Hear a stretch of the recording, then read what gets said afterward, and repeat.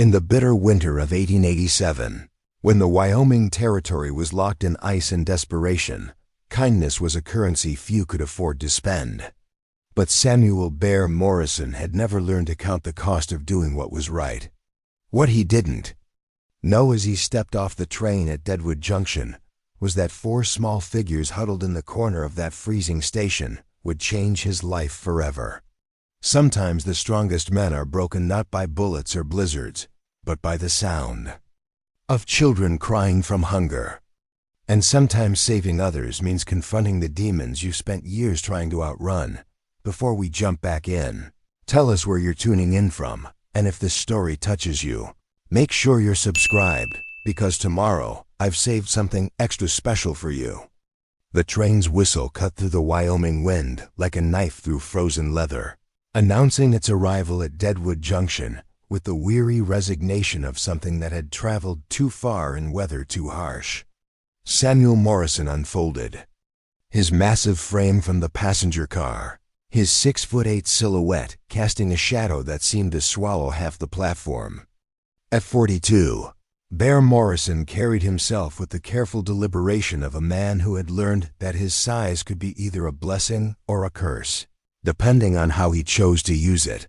The station platform was nearly deserted, which wasn't unusual for a February evening, when the temperature had dropped to 20 below and the wind carried ice crystals that could cut exposed skin like tiny razors.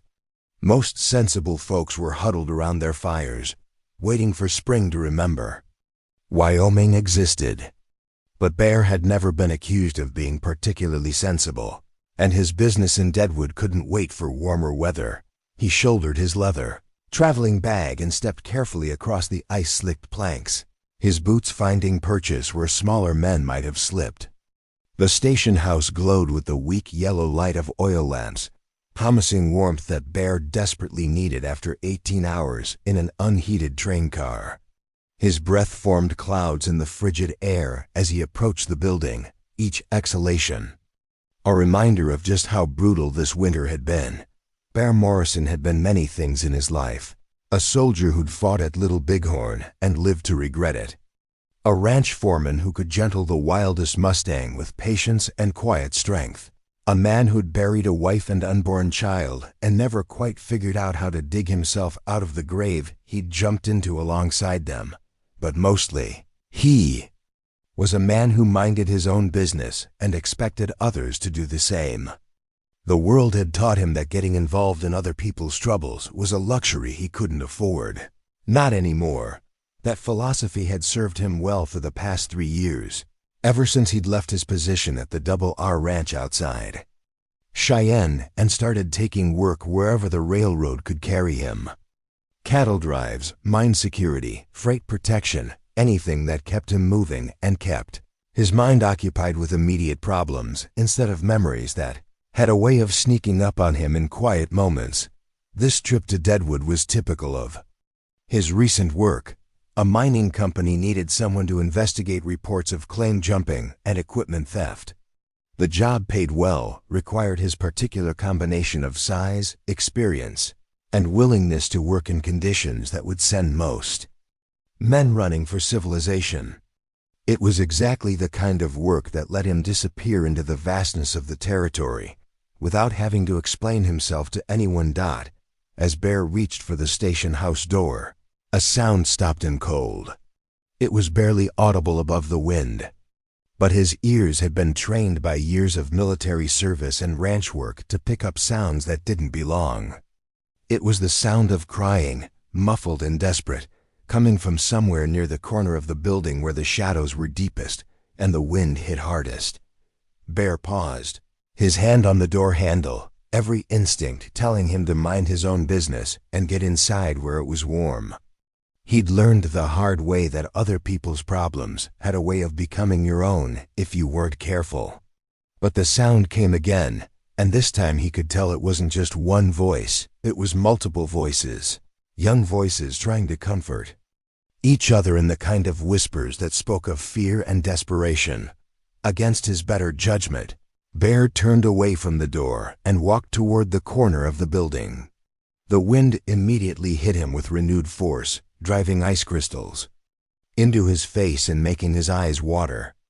But as he rounded the corner, what he saw made him forget all about the cold. 4 girls, ranging in age from what looked like 6 to maybe 16, were huddled together behind a stack of freight crates that provided minimal shelter from the wind. They were dressed in clothes that might have been adequate for autumn weather, but were woefully insufficient for a Wyoming blizzard. The oldest girl had her arms wrapped around the 3 younger ones, and Bear could see that she was shivering so hard she could barely hold them steady. But it wasn't just the cold that had caught his attention. These children were clearly hungry, not just Mr. Meal hungry, but the kind of bone-deep, hollow-eyed hungry that spoke of days or maybe weeks without proper food. Their faces were gaunt, their clothes hung loose on frames that had obviously lost weight recently, and the way they moved spoke of the careful conservation of energy that came with prolonged malnutrition. The oldest girl looked up as Bear's shadow fell across them, and he saw her instinctively pull the younger ones closer, her eyes wide with the kind of wariness that came from experience with adults who meant harm. She was pretty in the way that 16-year-old girls could be, with dark hair that had probably been carefully arranged that morning, but was now tangled by wind and worry. Her eyes were an unusual shade of green, and they held an intelligence that was clearly being tested by circumstances no child should have to face. "Please, mister," she said, her voice barely carrying over the wind. "We're not causing any trouble. We'll move along if you want us to." Bear crouched down to bring himself closer to their level, a movement that still left him towering over them, but at least made him seem less like a mountain about to fall on them. Up close, he could see that what he'd initially taken for 4 girls was actually 3 girls and 1 boy, the youngest of the group, who couldn't have been more than 6 years old. All 4 children had the same dark hair and green eyes, clearly siblings, and all 4 looked like they were hanging on to consciousness through pure determination. "What are your names?" Bear asked quietly, keeping his voice gentle despite its natural tendency toward gruffness. The oldest girl hesitated, clearly weighing whether honesty or deception would serve them better. Finally, she decided on truth. "I'm Rebecca Sullivan. This is my sister Mary, she's 14. That's Catherine, she's 10, and the little one is Thomas. He just turned 6 last month." Bear nodded, filing away the names while his mind raced through the implications of what he was seeing. 4 children, clearly from a respectable family based on their speech and the quality of their clothes, stranded at a train station in the middle of a blizzard with no adult supervision and no apparent means of support. "Where are your parents, Rebecca?" he asked. The question hit like a physical blow. Rebecca's composure, which had been impressive for a 16-year-old under these circumstances, finally cracked. Tears began streaming down her face, and she struggled to speak through sobs that shook her entire body. "They're dead," she whispered. "Mama died of the fever 3 weeks ago, and Papa died in the mine collapse last Tuesday. The company said we had to be out of the company house by yesterday, so we took what we could carry and got on the train, but ... She gestured helplessly at their surroundings. "We don't have anywhere to go." The story hit Bear harder than he'd expected. He'd seen plenty of tragedy in his 42 years, enough that he'd thought himself immune to the particular pain of orphaned children. But something about these 4, something about Rebecca's determination to protect her siblings, and the way the younger ones looked to her for reassurance, cut through all his carefully constructed emotional defenses. "How long have you been here?" he asked. "Since this morning," Rebecca replied. "We thought maybe someone would come, or maybe we could find work, or ... She trailed off, clearly having run out of plans and hope in equal measure. Bear looked at the youngest boy, Thomas, who was staring at him with the kind of wide-eyed exhaustion that spoke of a child pushed far beyond his limits. The boy's lips had a bluish tinge that Bear recognized as the early stages of hypothermia, and all 4 children were showing signs of exposure that would become dangerous very quickly. "Have you eaten today?" Bear asked, though he suspected he already knew the answer. Rebecca shook her head. "We had some bread yesterday, but it's gone now. We've been trying to make the water from the station pump last, but Thomas is so thirsty. And Mary has been feeling sick." As if summoned by her name, Mary suddenly lurched forward and began retching, though there was clearly nothing in her stomach to bring up. Catherine, the 10-year-old, immediately moved to hold her sister's hair back and rub her back, a gesture that spoke of experience with this kind of crisis. Bear had seen enough. These children were going to die if they stayed out here much longer. And even if they survived the night, they had no plan and no resources to improve their situation. The smart thing, the safe thing, would be to alert the station agent and let the territorial authorities handle the situation. There were orphanages, church organizations, people whose job it was to deal with problems like this. But Bear also knew what those solutions actually meant. The children would be separated, sent to different institutions or foster families that might or might not treat them well. Rebecca, at 16, would likely be put to work as domestic help with no chance for education or a better life. The younger ones would disappear into a system that was overwhelmed and underfunded, where individual children became statistics rather than human beings with names and dreams and the right to stay together as a family. The wind picked up again, driving snow horizontally across the platform and making it clear that the storm was far from over. Bear looked at the four faces turned toward him, saw the hope they were trying not to show, and made a decision that he knew was going to complicate his life in ways he couldn't begin to predict. "You're coming with me," he said simply. Rebecca's eyes widened. "Sir, we couldn't impose. We don't have any money to pay you, and we wouldn't want to be a burden." "You're not imposing," Bear interrupted gently. "And you're not a burden. You're 4 kids who need help, and I'm someone who can provide it.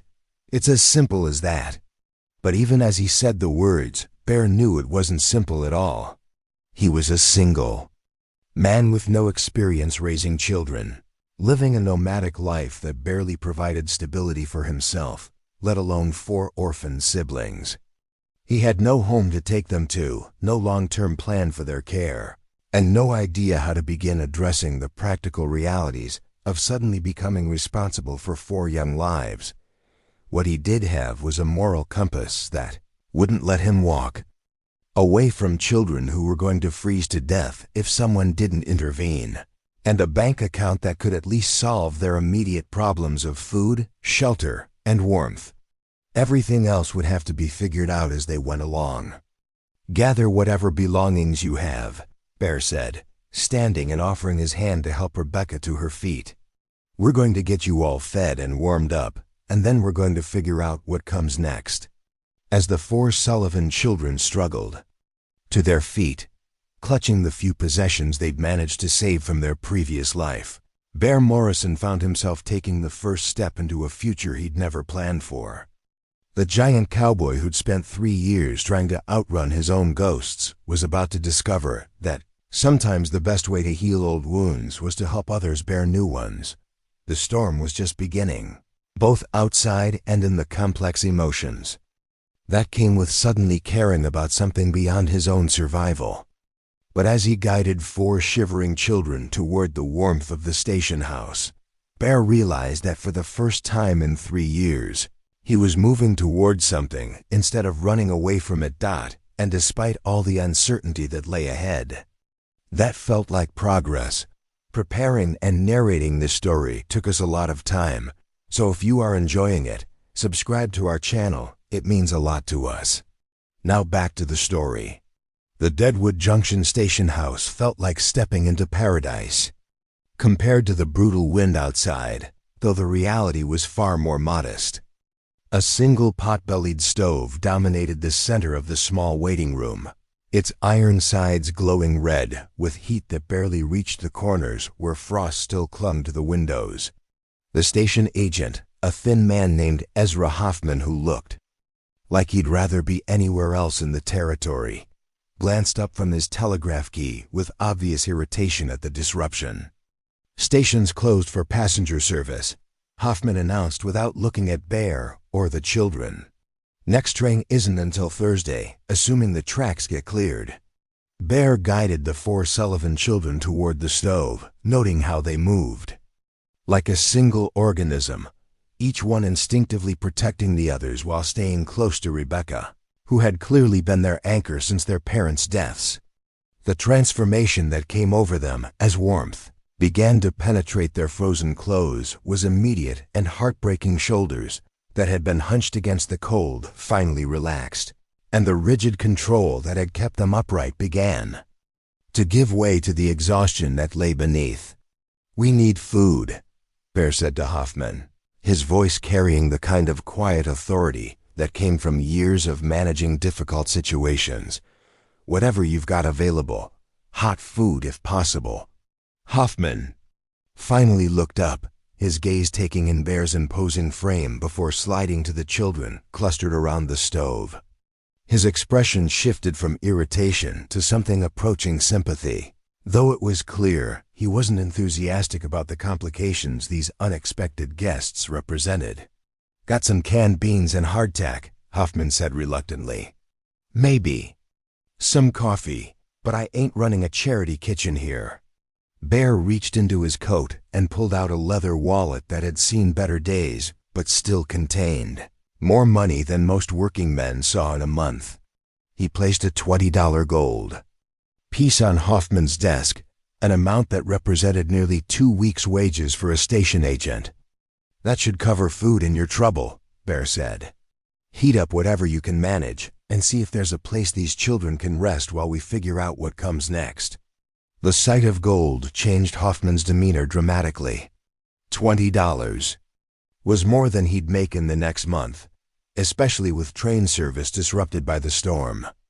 He pocketed the coin quickly and bustled toward a small room behind the telegraph office that apparently served as his living quarters. While Hoffman prepared food, Bear studied the children more carefully in the lamplight. The full extent of their situation was becoming clearer now that they were out of the immediate danger of freezing. Their clothes, while well made, were clearly hand-me-downs that had been altered to fit. Rebecca's dress had been lengthened with fabric that didn't quite match, and Thomas's coat was several sizes too large, probably inherited from an older brother who was no longer around to wear it. More concerning was their physical condition. All 4 children showed signs of prolonged malnutrition, hollowed cheeks, clothes that hung loose on frames that should have been filling out, and the particular kind of careful movement that came from conserving energy when food was scarce. Mary, the 14-year-old, was clearly the worst off, her skin carrying a grayish pallor that spoke of illness beyond simple hunger. "Rebecca," Bear said gently, settling his massive frame onto a bench that groaned under his weight, "tell me about your family. What kind of work did your father do?" Rebecca had positioned herself where she could keep all 3 younger siblings in sight, a protective instinct that was both admirable and heartbreaking in someone who should have been worried about schoolwork and boys rather than survival. She wrapped her arms around herself, still shivering despite the warmth from the stove. "Papa was a hard rock miner," she said, her voice steadier now that they were warm and safe, at least temporarily. "He worked the copper mines outside Bitter Creek for 8 years. Mama took in washing and mending to help make ends meet. We had a good life, not fancy, but good. Papa always said that as long as a man was willing to work, he could provide for his family." The pain in her voice when she spoke of her parents was raw and fresh, but Bear could also hear the pride. These weren't children from a family that had given up or fallen into dissolution. They were the children of working people who had played by the rules and been destroyed by circumstances beyond their control. "The fever that took your mother," Bear asked carefully, "was it just her, or were others in town affected?" "Half the town," Rebecca replied, her voice dropping to almost a whisper. "It started in the miners' boarding house and spread from there. Mama got it when she was helping care for the Hendersons' baby. She knew it was dangerous, but she said she couldn't stand by and watch a child suffer when she could help. Bear felt something twist in his chest at the description. It painted a picture of a woman who had died trying to help others, leaving her own children orphaned in the process. The kind of selfless sacrifice that made the world a better place and destroyed the people closest to the heroes who made it. And your father's accident? Rebecca's composure cracked again, tears streaming down her face as she struggled to find words. Catherine, the 10-year-old, moved closer to her older sister and took her hand, offering what comfort she could. There was a cave-in, Rebecca whispered. Papa and 6 other men were trapped. They tried to dig them out, but she shook her head, unable to continue. Bear nodded, having heard similar stories too many times. Mining was dangerous work in the best of circumstances, and the pressure to extract copper quickly often led to shortcuts that cost lives. The companies were generally quick to express sympathy and slow to accept responsibility, leaving families like the Sullivans to face the consequences alone. Hoffman returned with a tray of food that looked like a feast to children who hadn't eaten in over a day.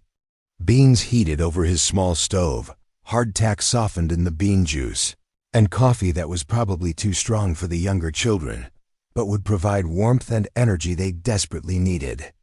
The way the 4 siblings looked at the food with a mixture of desperate hunger and careful restraint told Bear everything he needed to know about how they'd been living since their father's death. Eat, he said gently. All of it. There's more if you need it.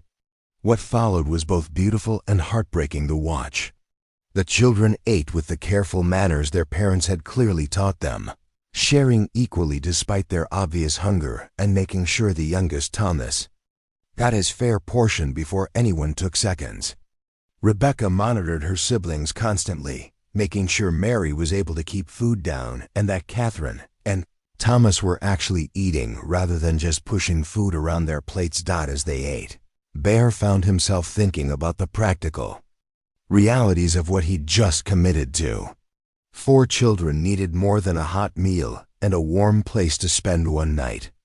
They needed housing, clothing, education, medical care, and the kind of stability that would let them grow into productive adults rather than just survivors of a cruel world.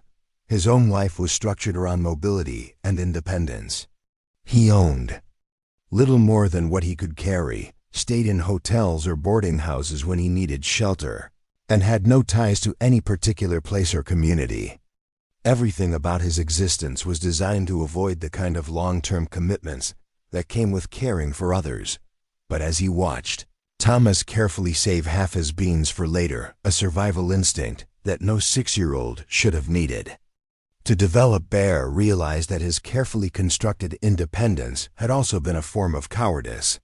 For 3 years, he'd been running from the responsibility and vulnerability that came with caring about others. The death of his wife and unborn child had convinced him that attachment led inevitably to loss, and that the safest course was to remain permanently detached from anything that mattered. These 4 children were challenging that philosophy in the most direct way possible. They needed someone to care about them, to take responsibility for their welfare, and to provide the kind of stability that would let them heal from the trauma they'd experienced. They needed, in short, exactly what Bear had been avoiding since the day he buried his family. Mr. Morrison, Rebecca said quietly, having somehow intuited his name without his giving it, we're grateful for your kindness, but we don't want to impose on you any more than we already have. If you could help us find someone in town who might need help with housework or cooking, we could earn our keep. The suggestion was both practical and heartbreaking. Rebecca was offering to put her siblings to work rather than accept charity, displaying the kind of pride and work ethic their parents had clearly instilled in them. But she was also revealing how little she understood about their situation. 4 orphan children with no legal guardian and no means of support wouldn't find legitimate employment in a mining town. They'd be more likely to end up in situations that would exploit their desperation and vulnerability. Rebecca, Bear said carefully, I need you to understand something. You and your siblings aren't just looking for temporary help. You're looking for a new life. Everything you had before, your home, your community, your family support network, all of that is gone. What you need now isn't just a job. It's someone who can provide for you while you figure out what kind of life you want to build. The words hit Rebecca like a physical blow. For the first time since Bear had met her, the 16-year-old facade of competence cracked completely, revealing the frightened child underneath.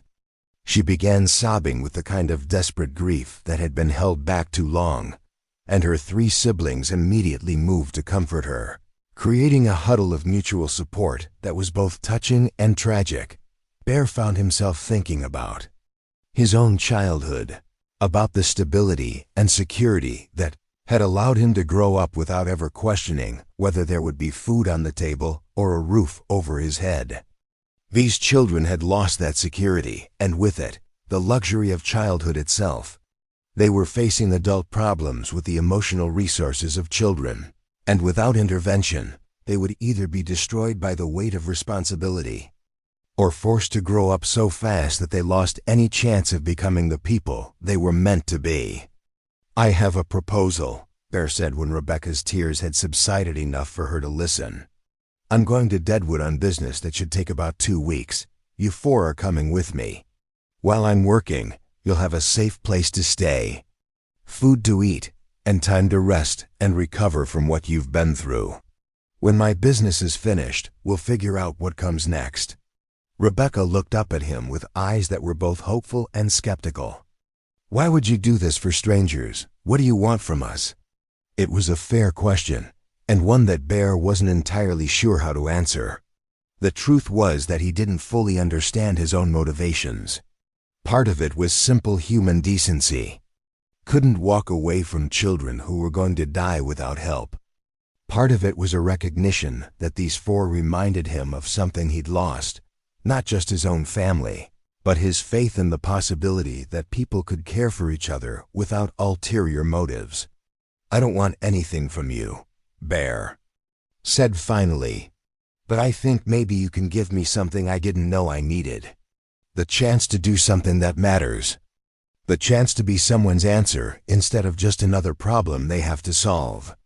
Outside, the storm continued to rage, but inside the small station house, something fundamental had shifted.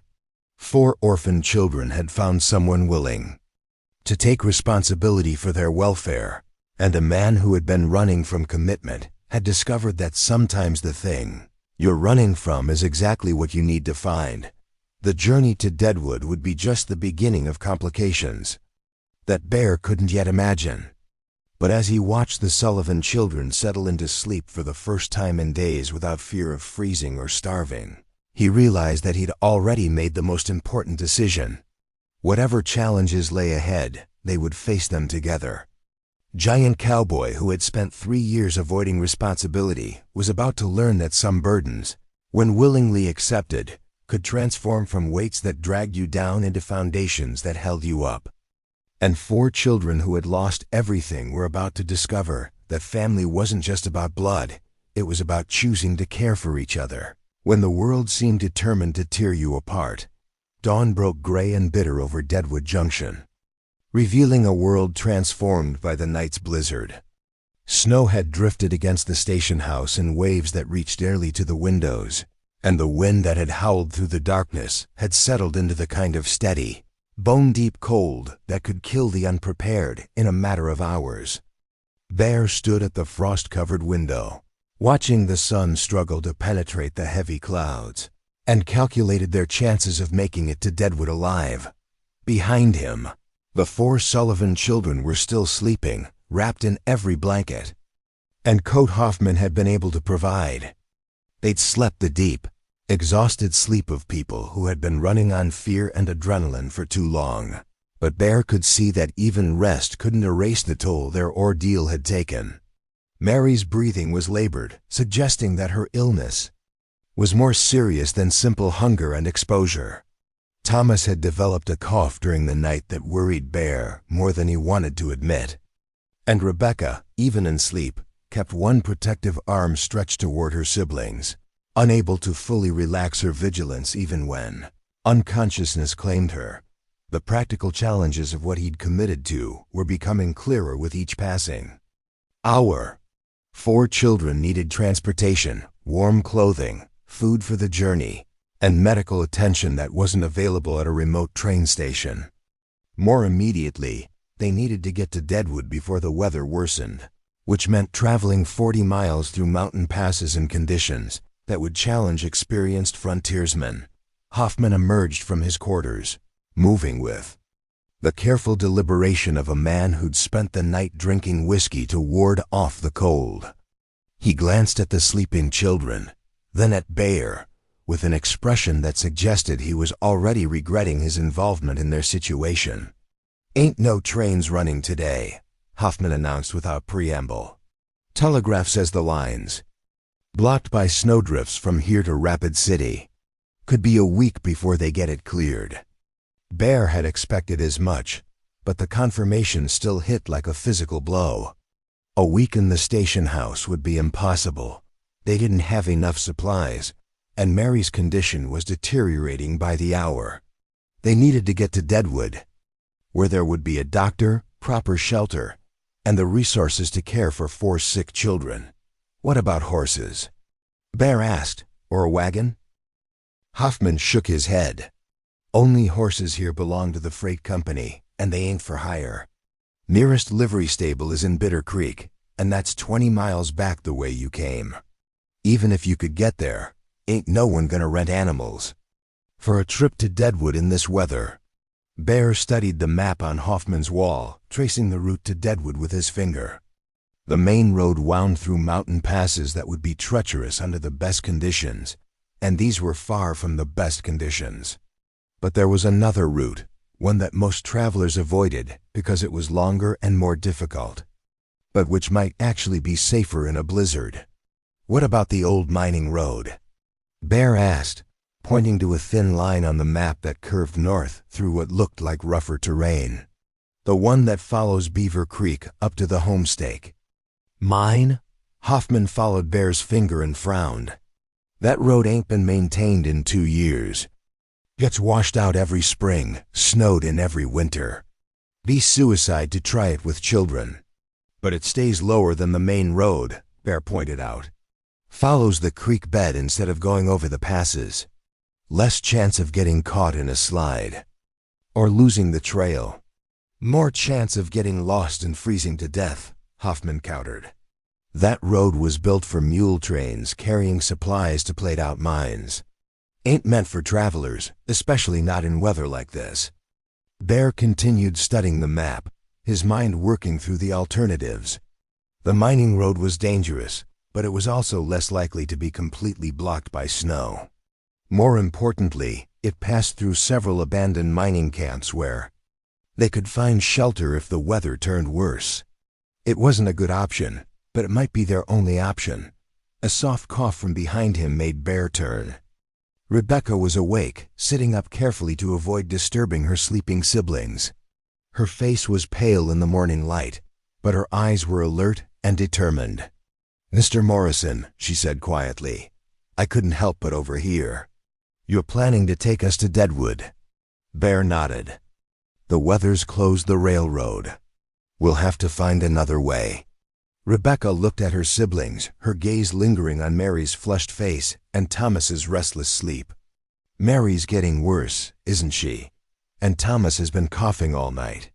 There was no point in lying to her. Rebecca had been caring for her siblings through their parents' illnesses and deaths. She knew the signs of serious sickness as well as any adult. "Yes," Bayer said simply. "They need a doctor, and they need proper medicine. We can't get that here." Rebecca was quiet for a moment, processing this information with the kind of mature consideration that no 16-year-old should have needed to develop. When she spoke again, her voice carried a determination that reminded Bayer of soldiers he'd known who had accepted impossible missions because the alternative was unthinkable. "Then we need to go," she said. "Whatever the risks, staying here isn't an option." Over the next hour, Bayer and Rebecca worked together to assess their resources and plan for the journey. Hoffman, motivated by a combination of guilt and the $20 gold piece Bear had given him proved surprisingly helpful.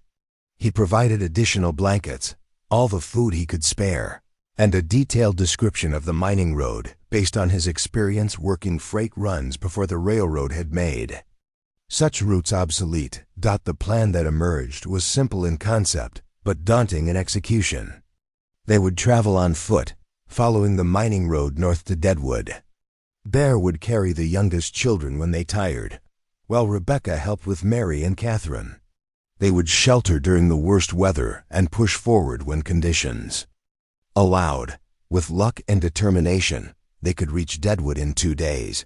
But as Bear looked at the 4 children, Mary barely able to stand, Thomas small for his 6 years, Catherine trying to be brave despite obvious fear, and Rebecca carrying responsibility that should have belonged to adults, he knew that luck and determination might not be enough. "There's something else we need to discuss," Bear said to Rebecca as they prepared to wake the others. "Once we get to Deadwood, once your siblings are healthy and safe, you're going to have decisions to make about your future, all of you." Rebecca's eyes met his, and Bear saw a flicker of the fear she'd been hiding. "What kind of decisions?" "Practical ones," Bear said gently. "I can provide for you in the short term, but eventually you'll need something more permanent. A place to call home, adults who can serve as legal guardians, opportunities for education and work. I'm not equipped to give you those things long term." The words hung in the air between them, honest but painful.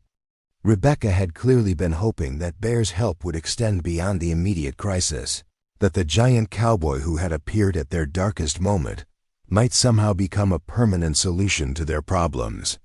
The realization that even his generosity had limits was visible in her expression. "I understand," she said finally, though her voice carried the weight of new disappointment. "We're grateful for whatever help you can provide, Mr. Morrison. We won't expect more than you can give." But even as Rebecca spoke the words, Bear found himself questioning the boundaries he'd tried to establish. These weren't abstract problems he could solve and walk away from. They were 4 human beings who had already suffered more loss than most adults experienced in a lifetime. Walking away once they reached safety would mean abandoning them to a system that was more likely to separate them than keep them together. The contradiction between his natural inclination to help and his carefully constructed emotional distance was becoming impossible to ignore. Bear had spent 3 years telling himself that avoiding commitment was the same as avoiding pain. But watching Rebecca try to hide her disappointment while simultaneously comforting her 6 siblings, he began to wonder if the pain he'd been avoiding was exactly what he needed to face. "Let's focus on getting to Deadwood first," Bear said. "Finally, we'll figure out the rest when we get there." Waking the other children proved to be a challenge. Mary's fever had worsened overnight, and she was barely conscious. Thomas was awake but listless, his small body clearly struggling with the combination of illness and malnutrition. Only Catherine seemed relatively alert, though her 10-year-old bravado couldn't quite hide her fear of venturing back into the brutal cold. Bear made the decision to fashion a crude stretcher for Mary using blankets and branches from the woodpile behind the station. She was too sick to walk 40 miles through snow, and carrying her would be impossible over such a distance. The stretcher would allow him and Rebecca to take turns pulling her while the other children walked. The preparations took most of the morning, but finally they were ready. Bear had distributed their meager supplies among packs that he and Rebecca could carry, wrapped the children in every piece of warm clothing they could find, and studied the map one final time to memorize the route to the first abandoned mining camp where they could take shelter. As they prepared to leave the relative warmth and safety of the station house, Hoffman appeared with an unexpected gift, a Winchester rifle and a box of ammunition. "Territory's full of wolves," Hoffman explained gruffly, "and not all of them are the 4-legged kind. Man traveling with children needs to be prepared for trouble." Bear accepted the rifle with gratitude, though he hoped they wouldn't need it. Violence was the last thing 4 traumatized children needed to witness. But the harsh reality of frontier life was that sometimes violence was the only thing that stood between the innocent and those who would prey on them. The first steps into the blizzard were brutal. The wind hit them like a physical assault, driving snow into their faces and making it difficult to see more than a few yards ahead. Mary, wrapped in blankets on the makeshift stretcher, was unconscious within minutes of leaving the station. Thomas stumbled repeatedly, his small legs unable to find purchase in the deep snow. Even Catherine, the most resilient of the 4, was clearly struggling, but Rebecca surprised Bear with her determination. Despite her own exhaustion and fear, she took one end of Mary's stretcher without complaint and helped guide Thomas through the deepest drifts with patience and encouragement. She had found reserves of strength that came from necessity rather than choice, and Bear found himself admiring her courage even as he worried about how long she could sustain it.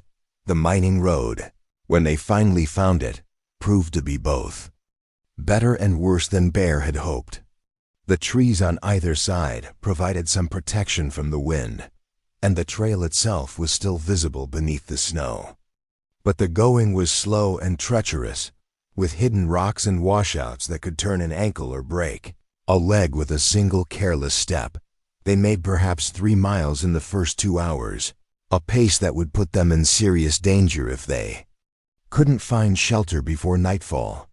Bear began to calculate distances and time, trying to remember Hoffman's description of the first mining camp and wondering if they would reach it before exhaustion and exposure claimed one or more of the children.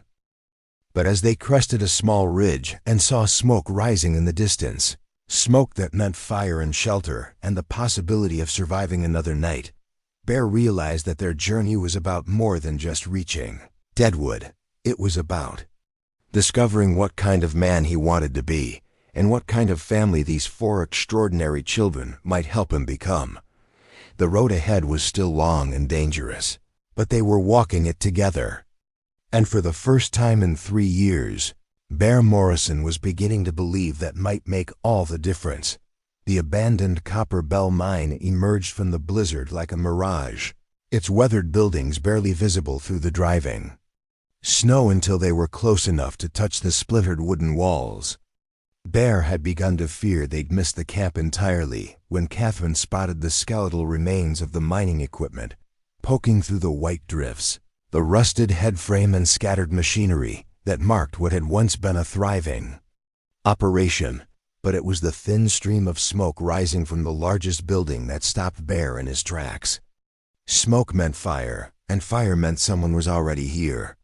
In his experience, people who chose to shelter in abandoned mining camps during blizzards were usually running from something, and that something was rarely the law. "Stay behind me," Bear whispered to Rebecca, carefully lowering his end of Mary's stretcher and reaching for the Winchester rifle Hoffman had given him. "Keep the children quiet."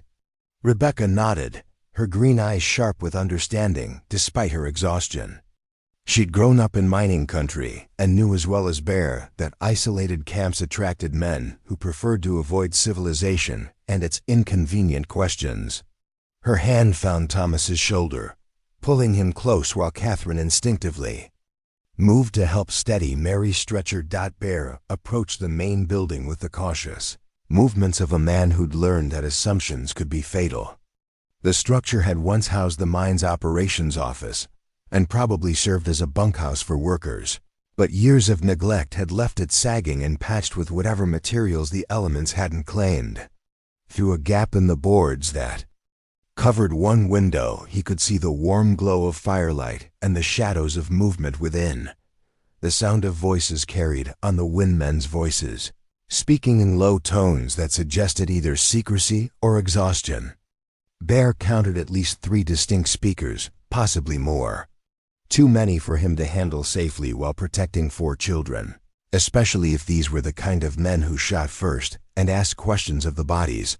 But Mary's labored breathing was getting worse, and Thomas had started shivering so violently that Bear could hear his teeth chattering from 10 feet away. They needed shelter and warmth, and they needed it now. Sometimes the greater risk was doing nothing. Bear made his decision with the cold calculation that had kept him alive through a dozen dangerous situations. He handed the rifle to Rebecca, whose surprised expression told him she'd never held a weapon before, but whose steady hand suggested she'd learn quickly if necessary. "Can you use this?" he asked quietly. "I don't know," Rebecca admitted, "but I'll learn fast if I have to." Bear showed her how to hold the rifle, how to work the lever action, and most importantly, how to tell if someone meant harm. "Point it at anyone who threatens the children," he said. "Don't hesitate, don't warn them, just shoot. In weather like this, mercy can be a luxury that gets everyone killed." The transformation in Rebecca's expression was immediate and sobering. The last vestiges of childhood fell away as she accepted the weight of the weapon and the responsibility it represented. Bear found himself both proud of her courage and heartbroken that circumstances had forced such choices on a 16-year-old. "Girl, I'll be back in 5 minutes," Bear said. "If I'm not, take the children and find another shelter. There are more mining camps north of here." Before Rebecca could protest, Bear walked directly to the building's front door, and not the tentative tap of someone seeking permission, but the firm announcement of someone who had every right to be there. The voices inside immediately fell silent. "Hello, the camp," Bear called out, using the traditional frontier greeting. "I've got sick children out here, and we need shelter from the storm." The silence stretched for what felt like an eternity before a gravelly voice replied. "Who's asking?" "Samuel Morrison. I'm traveling to Deadwood with 4 orphan children. We're not looking for trouble, just a place to wait out the blizzard." Bear heard whispered conversation, then the sound of footsteps approaching the door. When it opened, he found himself facing a man who looked like he'd been carved from the mountains themselves, weathered skin, iron-gray hair, and eyes that had seen too much of the world's brutality. But there was something in those eyes that suggested intelligence rather than mere violence. "Name's Jack Henley," the man said, studying Bear with obvious caution. "These children you mentioned, they really sick? Fever, cough, exhaustion?" Bear replied honestly. "They've been without proper food or shelter for days. The youngest is 6 years old." Something shifted in Henley's expression. He stepped aside and gestured for Bear to enter. "Bring them in. We got room and a fire." The interior of the building was warmer than Bear had dared to hope. Someone had done considerable work to make it habitable, boarding up broken windows, repairing the roof, and installing an efficient wood stove that filled the space with blessed heat. 3 other men sat around a rough wooden table, and Bear immediately assessed them with the instincts of someone who'd learned to read danger in men's faces. 2 of them were clearly miners' hands, stained black with years of working underground. Clothes that had been mended repeatedly, the particular kind of wiry strength that came from swinging picks and hauling ore carts. The 3rd man was different, better dressed, softer hands, the bearing of someone accustomed to giving orders rather than taking them. A foreman or mine owner, Bear guessed, though what he was doing in an abandoned camp was unclear. "Jim Crawford and Pete Santos," Henley said, indicating the 2 miners. "And this is Mr. William Garrett, late of the Homestake mine." Bear filed the names away while he evaluated the situation. The men seemed cautious but not hostile, and their camp was clearly established for more than just overnight shelter. Supplies were stacked against one wall, suggesting they'd been here for days or possibly weeks. "I'll bring the children in," Bear said. "Fair warning, they've been through hell, and they're frightened. Any sudden moves or loud noises might spook them." "We understand," Henley replied. "Lost children ourselves back in the day. We know how to be gentle." Bear returned to find Rebecca standing guard over her siblings, with the Winchester held competently across her chest. Her relief at seeing him unharmed was visible, but she didn't lower the weapon until he nodded that it was safe. Moving Mary proved to be the most challenging part. Her fever had spiked during their brief exposure, and she was barely conscious as Bear and Rebecca carried the stretcher into the camp. The warmth hit them like a physical force, and Bear watched as the tension in all 4 children began to ease for the first time in hours. The 3 miners immediately began helping without being asked. Crawford cleared space near the stove, Mary's stretcher, while Santos started heating water for tea and soup. Garrett, the better-dressed man, surprised Bear by proving to have some medical knowledge. He checked Mary's pulse and breathing with the competence of someone who dealt with serious illness before. "She needs willow bark tea for the fever," Garrett said quietly to Bear, "and we should try to get some warm broth into her." The other children looked dehydrated as well. "You have medical training?" Bear asked. "Army surgeon," Garrett replied. "Been out of practice for a few years, but I remember enough to help." As the men worked to make the children comfortable, Bear found himself reassessing his initial caution. These weren't outlaws or claim jumpers. They were working men who understood hardship and had chosen to help rather than turn away 4 sick children. Whatever had brought them to this abandoned camp, it hadn't stripped them of their humanity. "Mr. Morrison," Rebecca said quietly, settling onto a crate beside Mary's makeshift bed. "These men, why are they here? It's not exactly a place people come for vacation." It was a fair question, and one that Bear had been wondering himself. He'd noticed that none of the men had asked about their destination or circumstances beyond the immediate need for shelter. That suggested either exceptional politeness or people who understood the value of not asking questions that might require uncomfortable answers. "Henley," Bear said, addressing the apparent leader of the group, "I appreciate the hospitality. If you don't mind me asking, what brings you to the Copper Bell?" Henley exchanged glances with his companions before answering. "We're what you might call temporarily displaced," he said carefully. "Had some disagreements with our former employers about working conditions and compensation. Decided it was healthier to take a break from mining until things cooled down." Bear understood immediately. These were union organizers or strike leaders who'd been forced to flee after challenging the mine owners.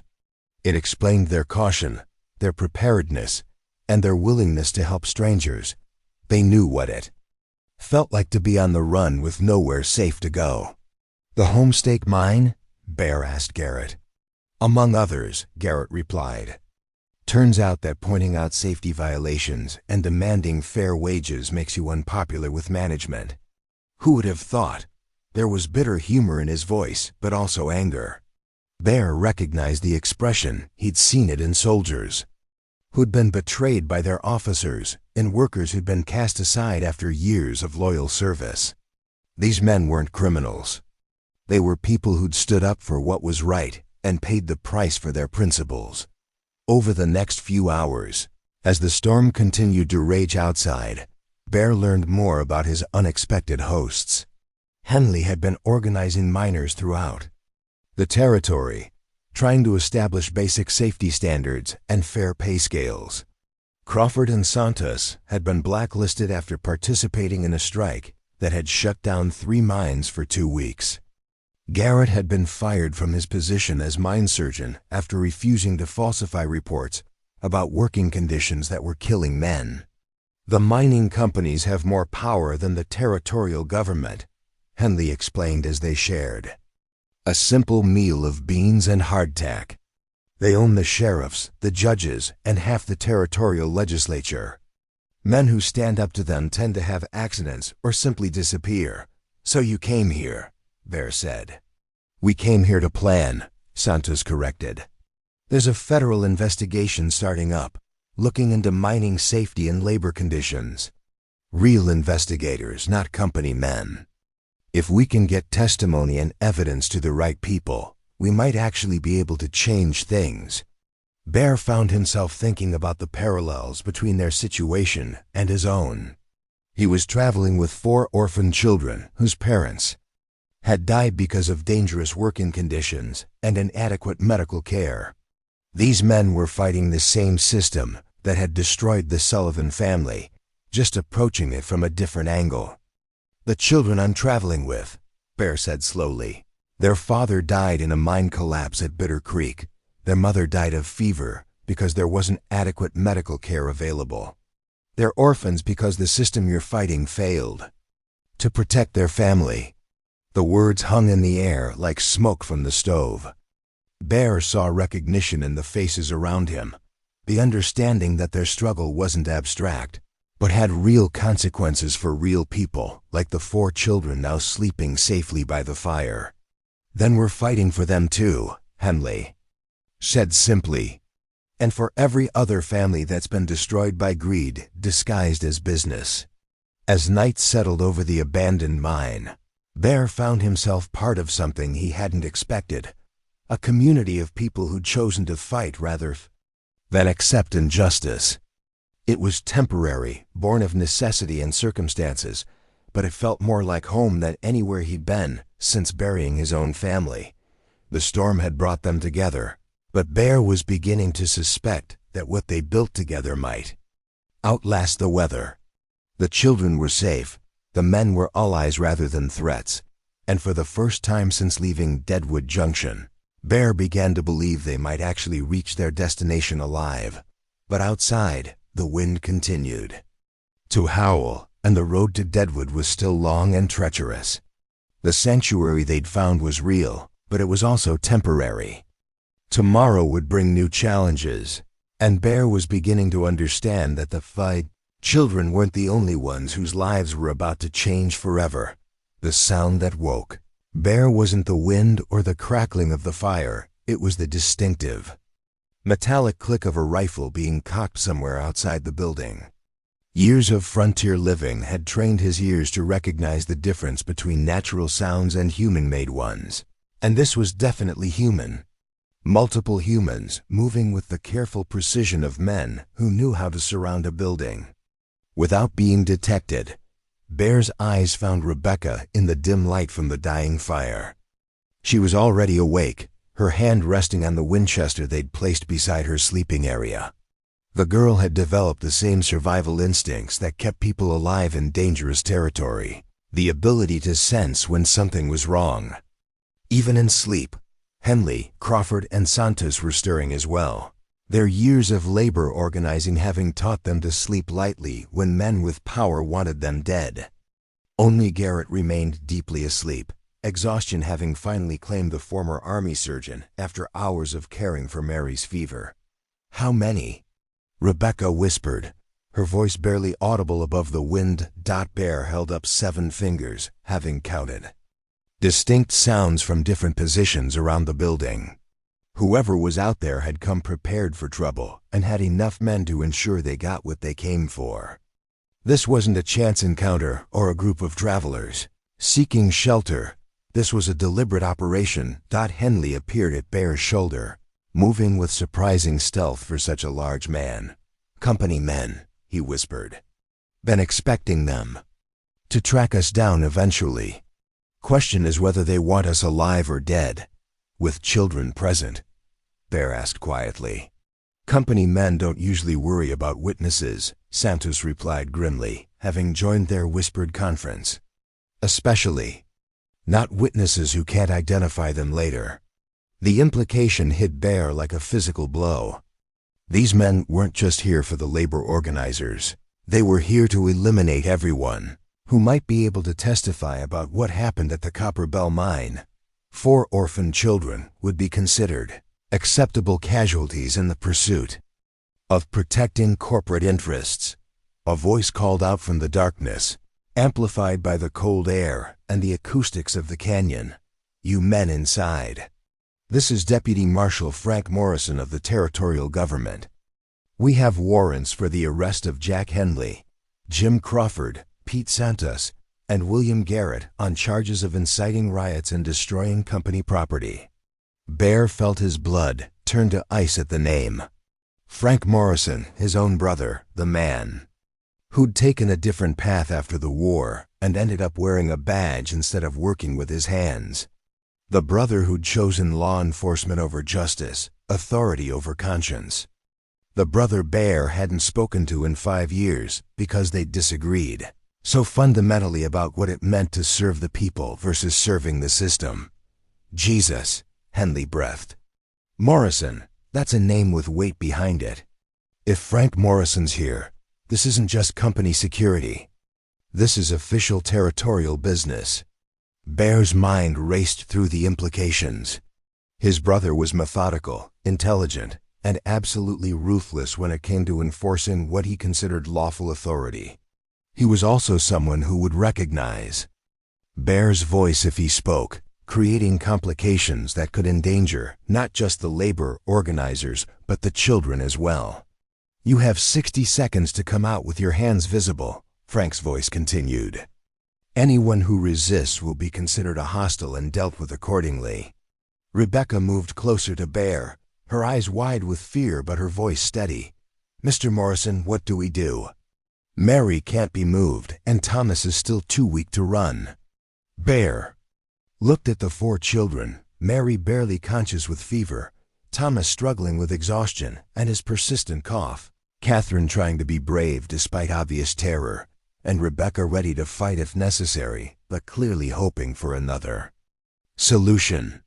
He thought about the 3 miners who'd shown them hospitality and kindness, and about Garrett, who'd used his medical knowledge to help sick children despite having never met them before. There's another way, Bear said quietly. But it means trusting me to handle something that might get complicated. He moved to the window and called out, his voice carrying the authority of someone accustomed to being obeyed. Deputy Morrison, this is Samuel Morrison.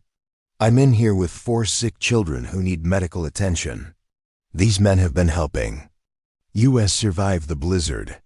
The silence that followed stretched for nearly a minute. Bear could almost hear his brother's mind working, trying to reconcile the unexpected presence of family with the mission he'd been sent to complete. Sam? Frank's voice carried surprise and something that might have been concern. What the hell are you doing in an abandoned mine with wanted criminals? Keeping 4 orphaned children from freezing to death, Bear replied. And those wanted criminals have been providing medical care and shelter when we needed it most. Another pause, then Frank's voice again, but this time speaking to his men rather than to those inside the building. Bear couldn't make out the words, but the tone suggested heated discussion, possibly argument, about how to proceed. Rebecca moved closer to Bear. He's your brother? Unfortunately, Bear replied grimly. We don't see eye to eye on much these days. Will he help us? Bear considered the question carefully.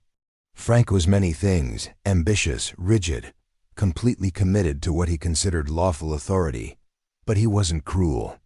The presence of children would complicate his mission significantly, especially children who were clearly innocent victims of circumstances beyond their control. He'll try to find a solution that satisfies his orders without harming innocence, Bear said finally. The question is whether such a solution exists. Frank's voice came again, closer now, suggesting he'd approach the building. Sam, I need you to come out so we can talk.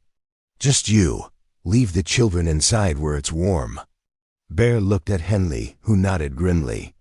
Go. Maybe you can buy us some time to figure out alternatives. Bear checked his weapons, then moved toward the door. Rebecca, if shooting starts, get the children to the back room and barricade the door. Don't come out until you're sure it's safe. The cold hit Bear like a physical assault as he stepped outside, but he barely noticed it. His attention was focused entirely on the 6 men positioned around the building, all armed and clearly prepared for violence. Frank stood 20 feet away, looking older than Bear remembered, but still carrying himself with the rigid posture of a career lawman. Hello, Frank, Bear said quietly. Sam. Frank's voice was carefully neutral. Been a long time, not long enough apparently.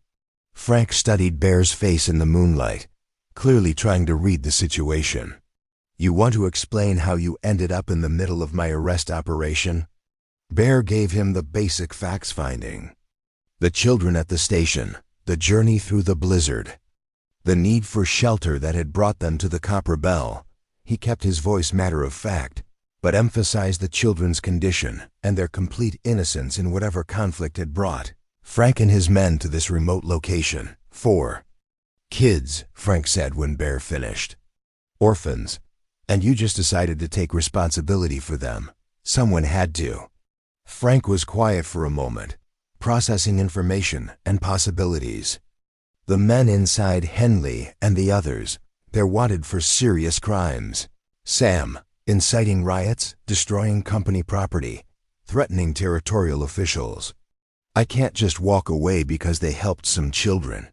What crimes exactly? Bear asked. Be specific. Frank's hesitation was telling.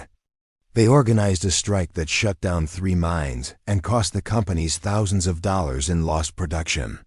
During the strike, some equipment was damaged and several company supervisors were threatened. Were any supervisors actually harmed? That's not the point. The law was broken, order was disrupted, and working men tried to get basic safety protections so they wouldn't die in preventable accidents. Bear interrupted. Like the collapse that killed those children's father at Bitter Creek. Frank's expression shifted, revealing frustration and something that might have been doubt. Sam, you don't understand the bigger picture. These labor agitators are threatening the entire economic foundation of the territory. If every group of workers can shut down operations whenever they disagree with management, then maybe management needs to start listening before workers get desperate enough to strike, Bear replied. Those men in there aren't criminals, Frank. They're people who got tired of watching their friends die for other people's profits. The conversation was interrupted by the sound of coughing from inside the building. Thomas's small, sick cough that carried clearly in the cold air. Both brothers turned toward the sound, and Bear saw something change in Frank's expression. How sick are the children? Frank asked quietly. Sick enough that moving them in this weather could kill them, Bear replied. The youngest has been coughing for days, and the oldest girl has a fever that's been getting worse. They need rest, warmth, and medical care, not a forced march to whatever jail you're planning to take those men to. Frank looked around at his men, then back at the building where smoke continued to rise from the chimney. There might be a way to handle this that doesn't put innocent children at risk. I'm listening. The men inside surrender peacefully, and I guarantee they'll be treated fairly under territorial law. They get proper legal representation, hearings conducted according to due process, protection from company interference while they're in custody. Bear studied his brother's face, trying to determine how much of this offer was genuine and how much was tactical maneuvering. And the children? The children stay with you. I'll provide an escort to Deadwood and make sure they get medical attention. Whatever's between us personally, I'm not going to let sick kids suffer because of adult conflicts. It wasn't a perfect solution, but it was better than Bear had dared to hope for. The labor organizers would face arrest, but they'd be alive and in official custody rather than disappearing quietly in the wilderness. The children would be safe and would reach the medical care they desperately needed. But Bear also knew that accepting Frank's offer would mean trusting a system that had already failed the Sullivan family once. The same territorial government that had allowed unsafe working conditions to kill the children's father was now promising justice for the men fighting those conditions. I need to discuss this with the men inside, Bear said finally. You have 10 minutes, Frank replied. After that, we come in regardless of who gets hurt in the process. As Bear turned back toward the building, he realized that the next few minutes would determine not just the fate of 4 labor organizers, but the future of 4 orphaned children and his own relationship with a brother whose choices had put them on opposite sides of a conflict neither of them had wanted. The storm outside was beginning to clear, but the storm brewing between justice and authority was just getting started. And Bear Marison was about to discover that sometimes the hardest choices weren't between right and wrong, but between different versions of right that couldn't coexist in the same world. Bear stepped back into the warm building to find 5 pairs of eyes fixed on him with desperate hope.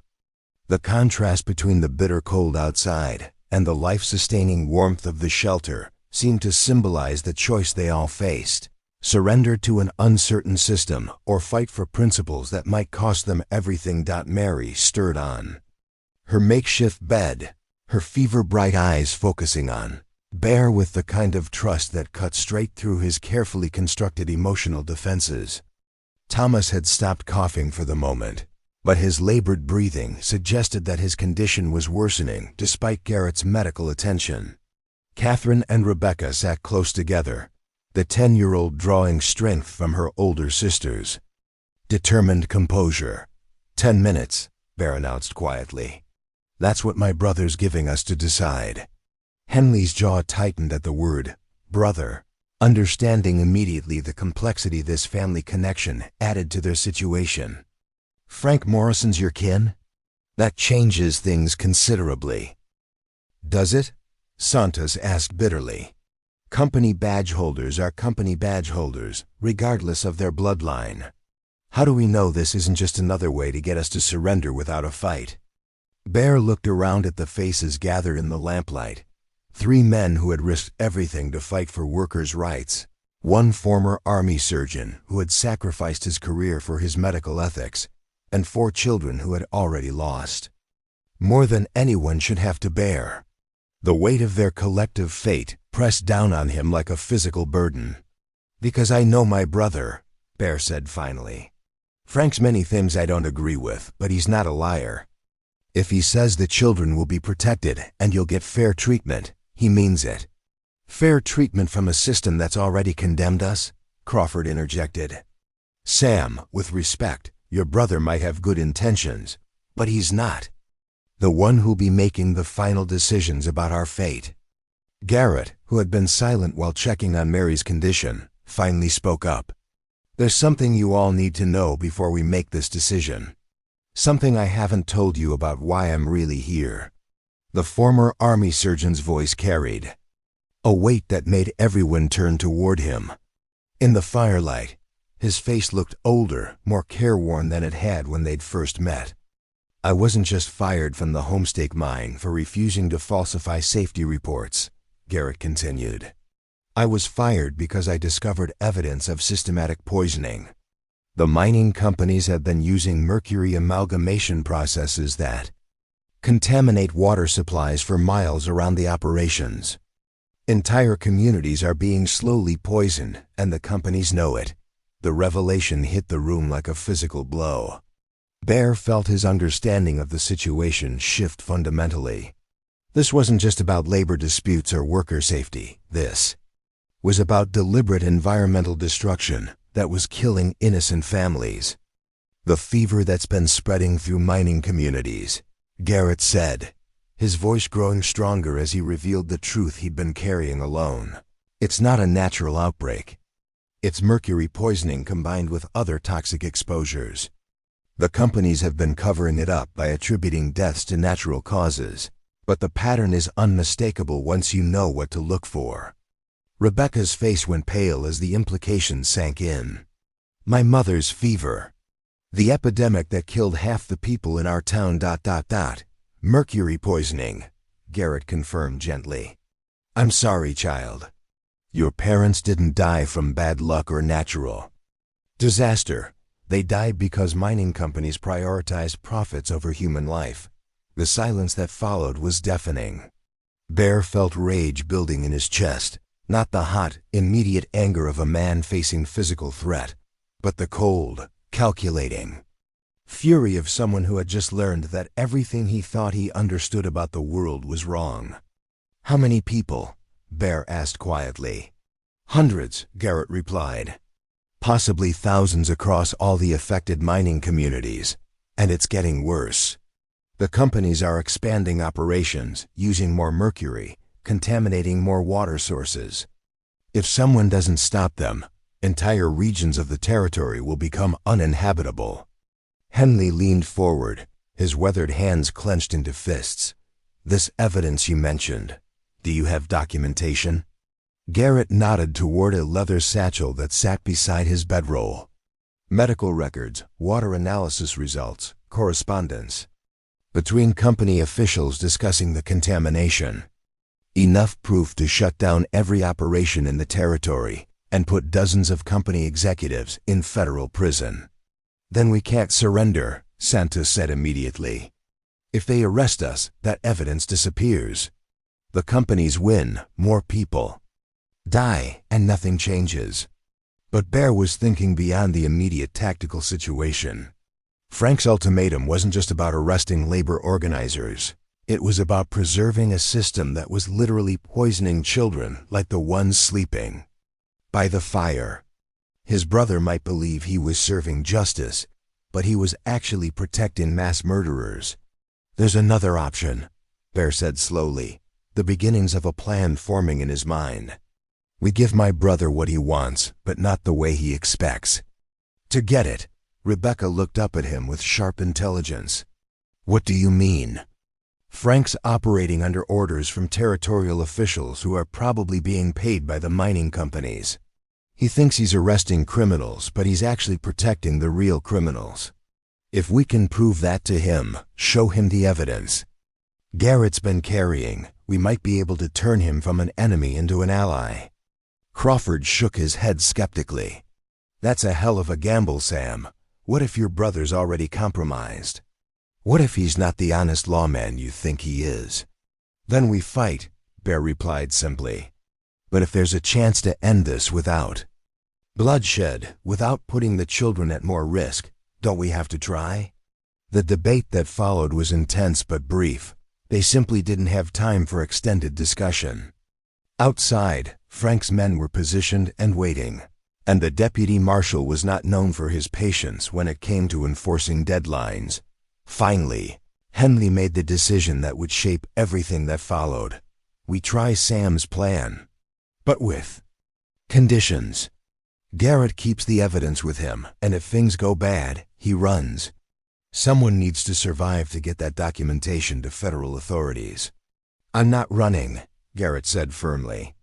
Those children's parents died because of what's in that satchel. I'm not abandoning their orphans to save my own skin. Rebecca spoke up for the first time in several minutes, her voice carrying a maturity that belied her 16 years. Mr. Garrett, if you really want to honor my parents' memory, make sure their deaths weren't meaningless. Get that evidence too. People who can stop other families from suffering the same loss. The former army surgeon looked at Rebecca with obvious respect. You're quite remarkable, young lady. Your parents raised an extraordinary daughter. As they prepared to implement Bear's desperate plan, Thomas began coughing again deep, rattling coughs that sent chills through everyone present. Mary's fever spiked, causing her to mumble incoherently while Catherine tried to cool her forehead with a damp cloth. The children's deteriorating condition added urgency to every decision. Time's up, Frank's voice called from outside. I need an answer.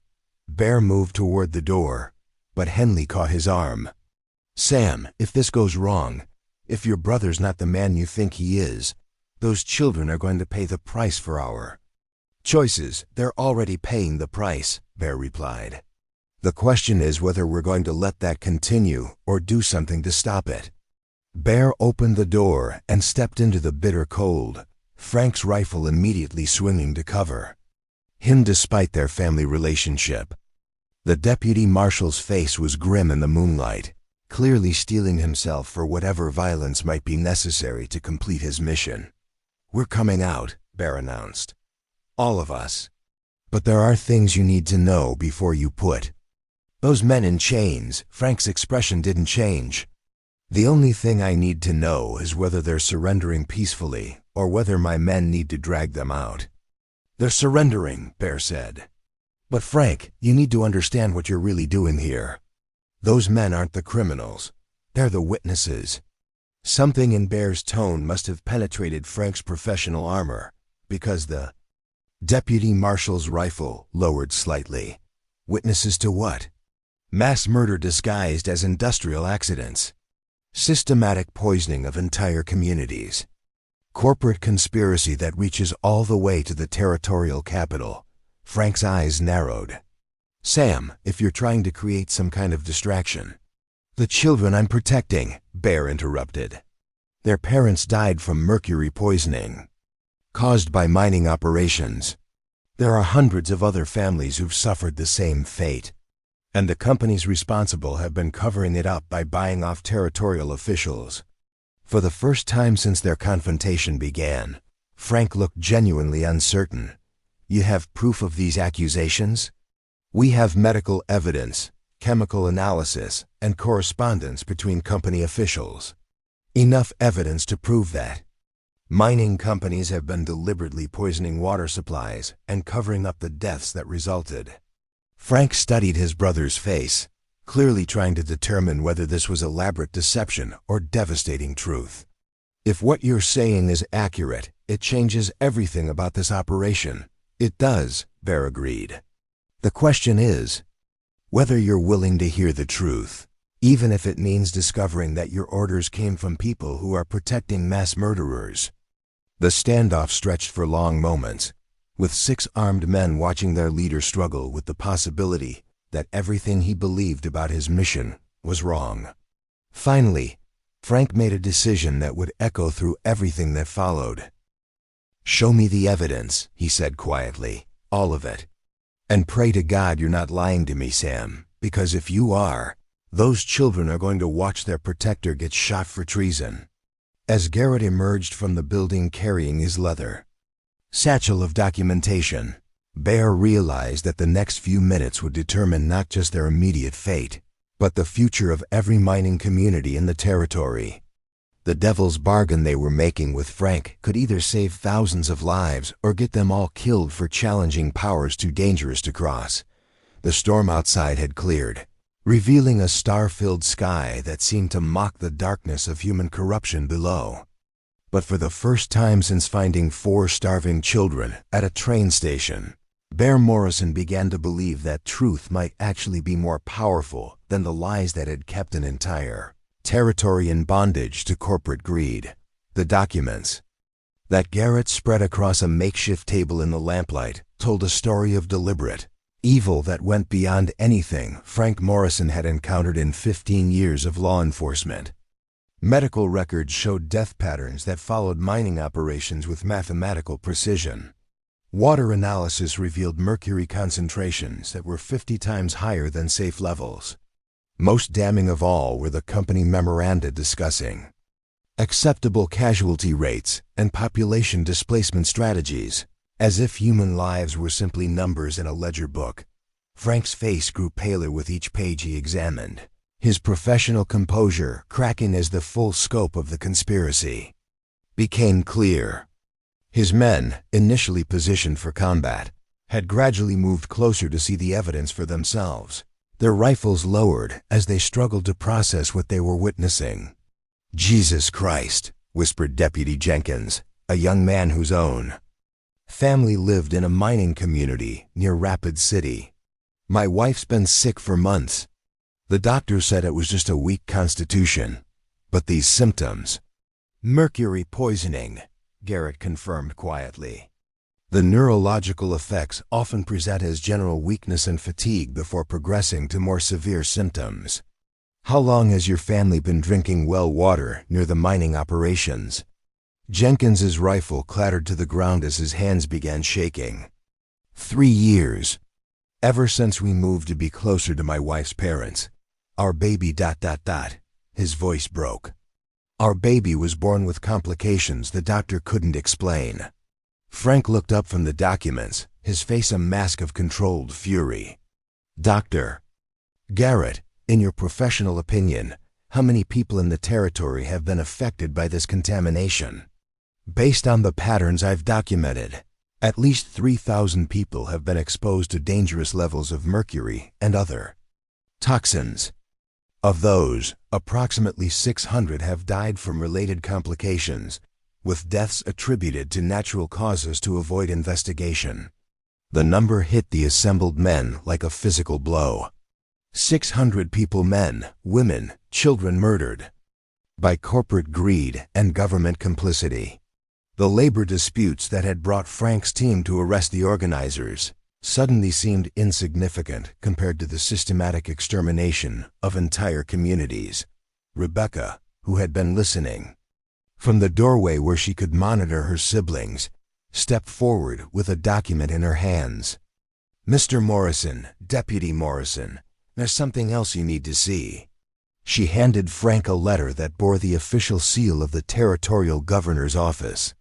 The letterhead was impressive, but the content was devastating, explicit instructions to territorial law enforcement to avoid investigating industrial health incidents and to arrest anyone who attempted to gather evidence of environmental contamination. "Where did you get this?" Frank asked, his voice barely above a whisper. "It was in my father's effects," Rebecca replied. "Papa tried to organize the miners at Bitter Creek to demand water testing after people started getting sick. The day before he died in the mine collapse, he received this letter from the territorial governor's office, ordering him to cease all organizing activities or face arrest for sedition." Frank studied the letter carefully, recognizing the signature and official seals that proved its authenticity. The implications were staggering. His own superiors had known about the poisoning and had actively worked to cover it up. Every order he'd received, every arrest warrant he'd served, had been part of a conspiracy to protect mass murderers. "Frank," Bear said quietly, "you need to understand what this means.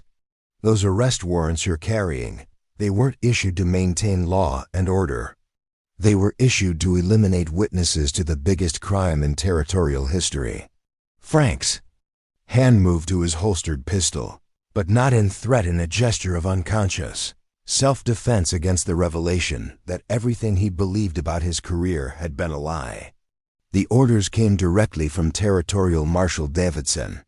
He said these men were dangerous agitators threatening the economic stability of the region. Davidson's name appears 17 times in the company correspondence, Garrett said, producing another sheaf of documents. He's been receiving monthly payments of $500 from Consolidated Mining Corporation for the past 3 years. Your superior has been a paid agent of the companies responsible for these deaths. The betrayal was so complete, so devastating, that Frank seemed to age 10 years in the space of a few seconds. Bear watched his brother struggle with the collapse of everything that had given his life meaning: his faith in the law, his trust in authority, his belief that he'd been serving justice rather than corruption. "What am I supposed to do with this information?" Frank asked finally, his voice hollow with defeat. "If the territorial government is compromised, if the Marshal Service is compromised, who do I take this evidence to? Who can I trust?" "There are federal investigators coming to the territory next week," Henley said, speaking for the first time since the evidence presentation had begun. "Real federal agents, not territorial appointees. They're investigating reports of mining safety violations, but this evidence could expand their investigation to include murder charges." Frank looked around at the assembled group: his brother who had chosen a different path, labor organizers he'd been sent to arrest, a doctor who had sacrificed his career for truth, and 4 orphaned children whose parents had been murdered by the system he'd served faithfully for 15 years. "If I don't arrest you," Frank said slowly, "if I let you go free with this evidence, I'll be committing treason against my oath of office." "If you do arrest us," Bear replied, "you'll be committing treason against every innocent person who's died from this poisoning, and every innocent person who's going to die if this evidence doesn't reach the federal investigators." The philosophical argument was interrupted by a commotion from inside the building. Mary had awakened and was experiencing some kind of seizure, her small body convulsing while Catherine tried to hold her steady. Thomas's coughing had worsened, and Rebecca rushed to help manage the crisis. Garrett immediately moved to help the children, his medical training taking precedence over political concerns. "She needs immediate medical attention," he announced after examining Mary. "The fever has caused neurological complications. Without proper treatment, she could suffer permanent brain damage." Frank watched the scene unfold, a trained physician, working frantically to save a child's life while armed men stood around debating law enforcement policy. The contrast between immediate human need and abstract governmental authority seemed to crystallize everything wrong with the situation they all faced. "Deputy Morrison," Rebecca said, looking up from where she was helping with Mary, "if you arrest these men, my sister is going to die. Dr. Garrett is the only person here with the medical knowledge to keep her alive until we reach Deadwood. Are your orders worth more than a 10-year-old girl's life?" Frank stared at Rebecca, seeing in her determined face the same qualities that had made his brother choose to protect strangers rather than mind his own business. She was asking him to choose between institutional loyalty and moral responsibility, between following orders and saving lives. "There's another option," Frank said suddenly, his decision crystallizing as he spoke. "I arrest Dr. Garrett and the others as ordered, but I transport them to Deadwood instead of territorial headquarters. They remain in my custody while providing medical care for the children, and we all present this evidence to the federal investigators together." Bear studied his brother's face, seeing something that might have been hope mixed with determination. "You'd risk your career on the word of people you were sent to arrest?" "I'd risk my career to stop mass murder," Frank replied. "If this evidence is genuine, if these companies really have been poisoning entire communities, then my career in territorial law enforcement is over anyway. Better to end it by choosing the right side." Henley stepped forward, his weathered features showing cautious optimism. "Deputy Morrison, if we agree to this arrangement, what guarantees do we have that you won't simply turn us over to territorial authorities once we reach Deadwood?" Frank removed his badge and tossed it onto the table beside the damning documents. "My guarantee is that I'm making the same choice you made, putting justice ahead of institutional loyalty. If we're going to expose this conspiracy, we do it together or not at all." The gesture was both symbolic and practical. By removing his badge, Frank was formally abandoning his authority as a territorial law enforcement officer. He was choosing to become an ally rather than an adversary, a protector rather than a prosecutor. Bear felt something shift fundamentally in his relationship with his brother. For 5 years, they'd been separated by philosophical differences about the nature of justice and authority. In one moment, faced with evidence of unconscionable evil, those differences had evaporated. They were simply two men choosing to stand together against corruption that threatened innocent lives. "Then we're agreed," Bear said. "We travel to Deadwood together, keep the children safe, and present this evidence to federal authorities who can actually do something with it." As they prepared for the journey that would either vindicate their choices or get them all killed for treason, Thomas struggled to his feet and approached Frank with the kind of directness that only sick children possessed. "Are you really going to help us?"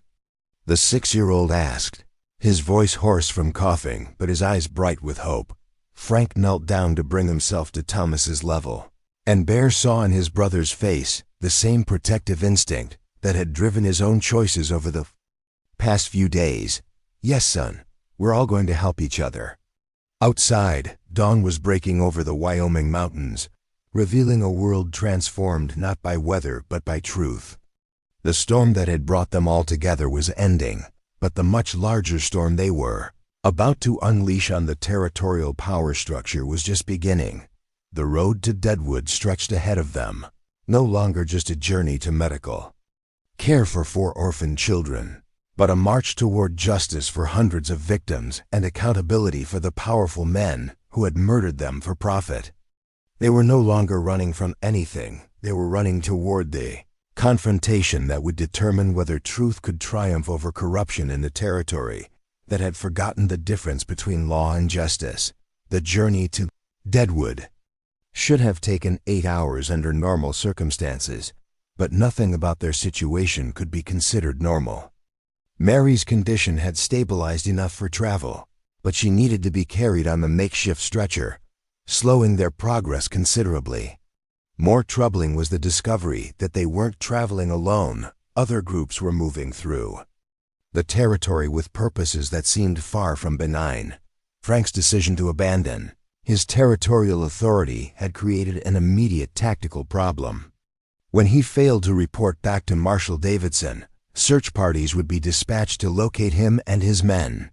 Those search parties would be operating under orders to eliminate witnesses to the mining conspiracy, which meant that everyone in their group was now a target for assassination, disguised as law enforcement.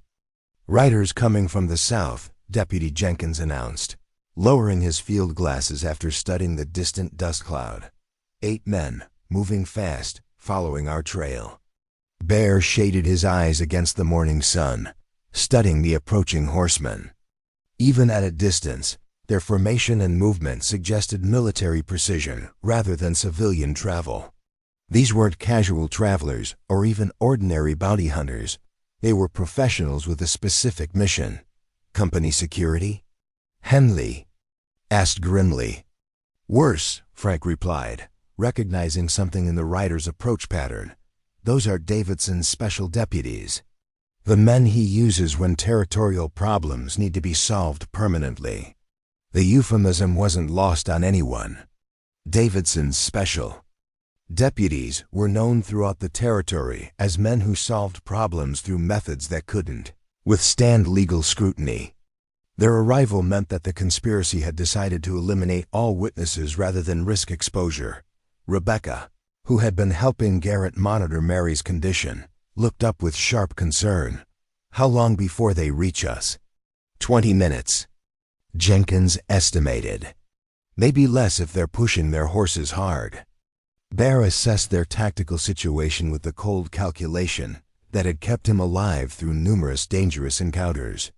They had 8 adults capable of fighting, but 4 of them were compromised by their responsibility to protect 4 sick children. The terrain offered some defensive positions, but nothing that could withstand a sustained assault by experienced gunmen.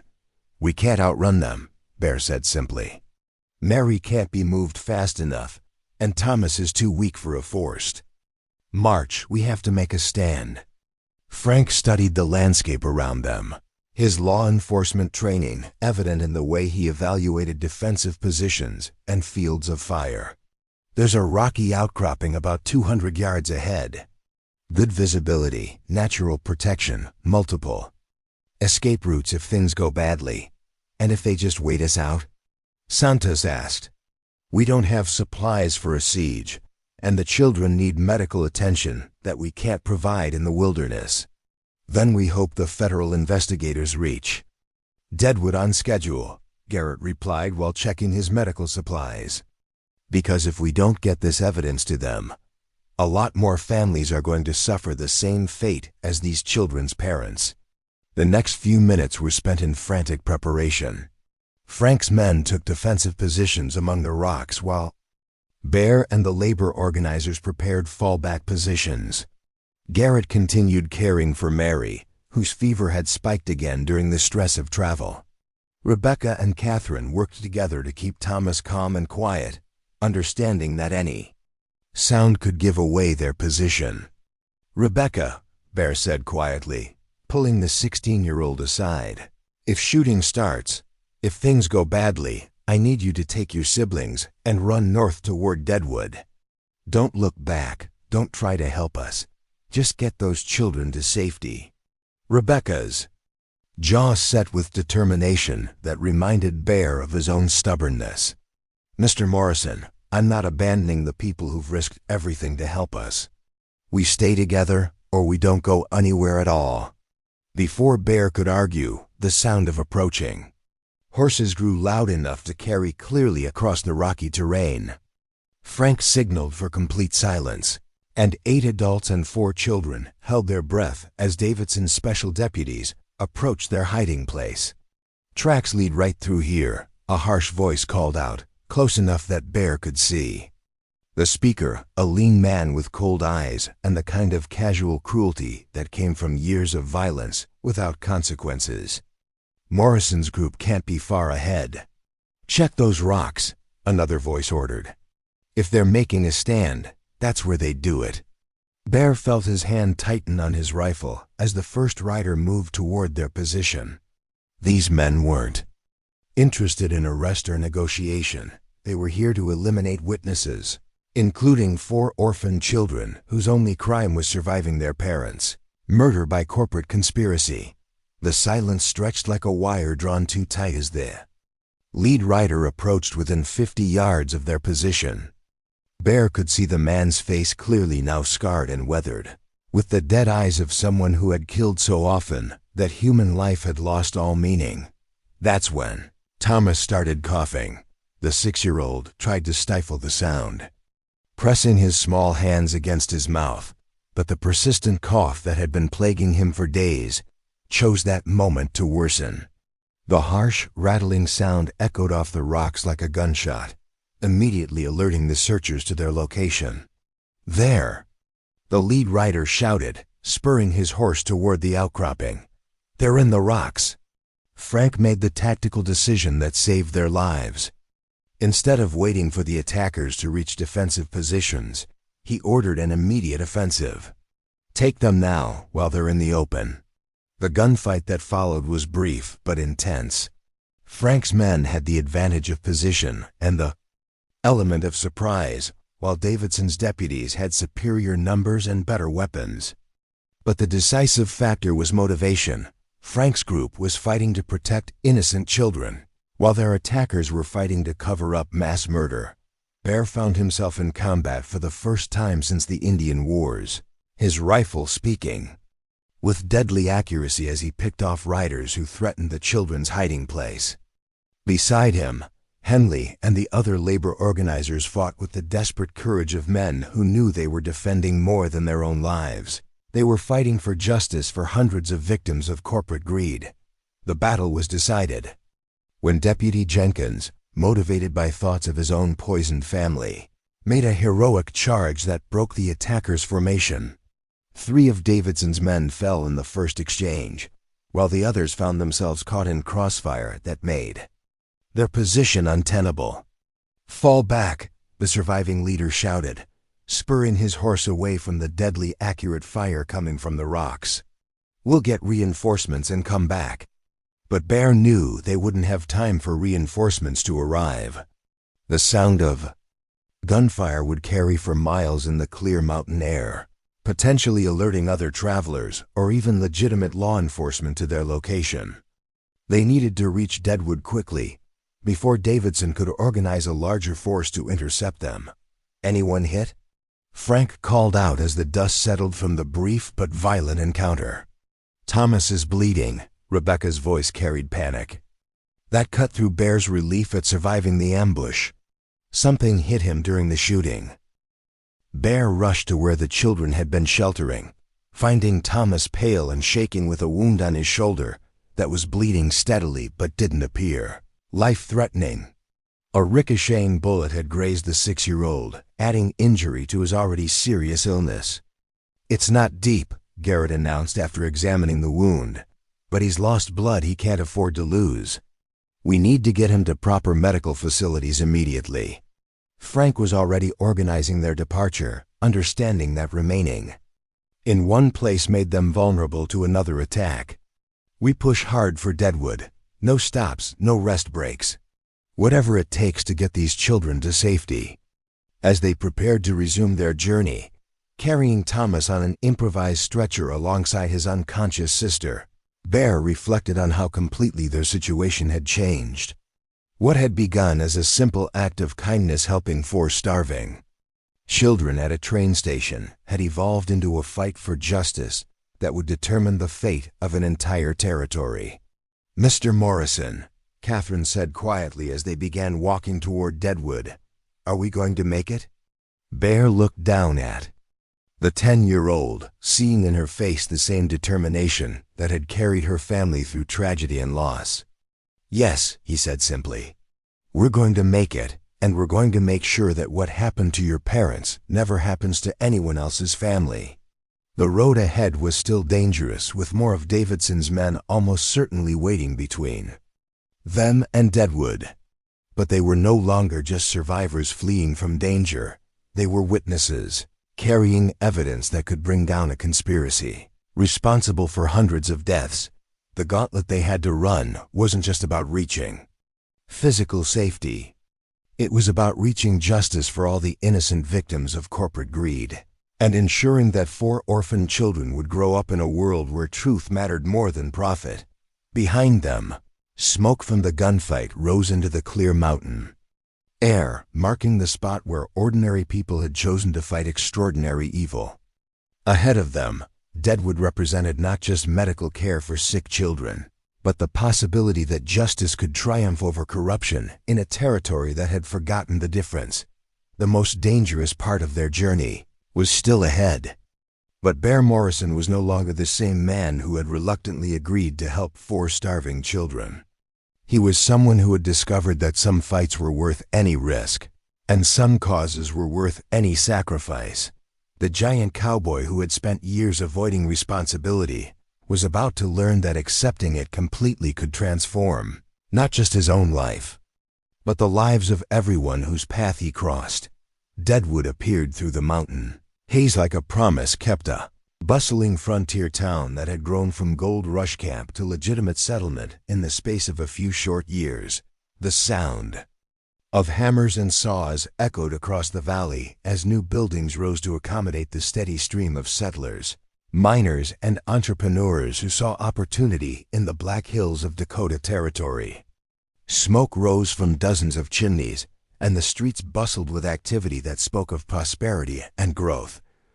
But for Bear Morrison and his unlikely family of survivors, Deadwood represented something far more precious than economic opportunity. It represented justice, medical care, and the possibility of building a future from the ashes of tragedy and corruption. As they crested the final hill overlooking the town, Bear felt a weight lifting from his shoulders that he hadn't even realized he'd been carrying. Thomas had lost consciousness during the final miles of their journey, his small body unable to withstand the combination of illness, injury, and exhaustion. Mary's fever had broken during the night, but she remained weak and disoriented, her eyes focusing with difficulty as she tried to understand where they were. Catherine had become the strength that held her siblings together, her 10-year-old hands surprisingly steady as she helped Rebecca care for the 2 youngest children. There, Frank pointed toward a substantial building near the center of town, its freshly painted sign announcing it as the Deadwood Medical Center. The structure was larger and more modern than anything they'd seen in the mining camps, with real glass windows and a design that spoke of Eastern architectural influence. Dr. Elizabeth Harper runs the best medical facility between here and Denver. If anyone can help these children, it's her. The arrival of their group created quite a stir in the busy streets of Deadwood.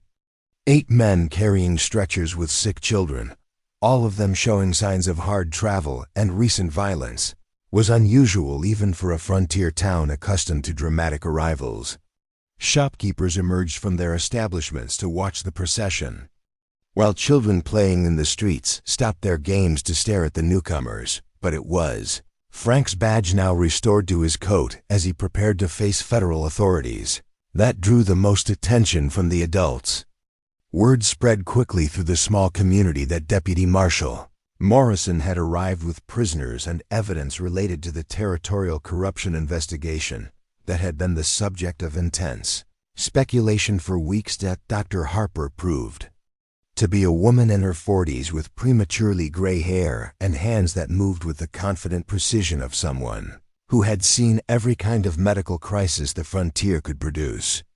She emerged from the medical center as their group approached, taking one look at Thomas and Mary and immediately beginning to issue orders to her staff with the authority of a military commander.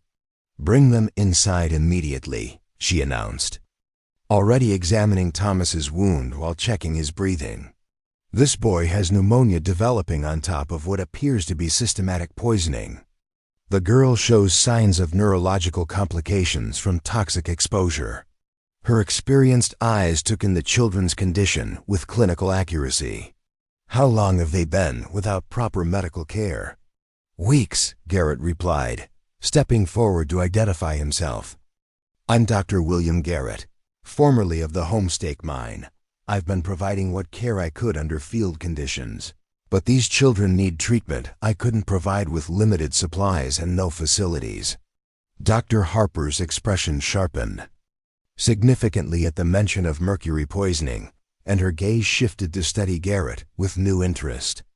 Dr. Garrett, I've heard of your work. There have been persistent rumors about mining contamination throughout the territory, but no one's been willing to provide concrete evidence. Are you saying these children are victims of industrial poisoning? I'm saying these children are victims of deliberate mass murder disguised as industrial accidents, Garrett replied with quiet intensity, producing his leather satchel of documentation. And we have proof that will expose the entire conspiracy responsible for hundreds of deaths.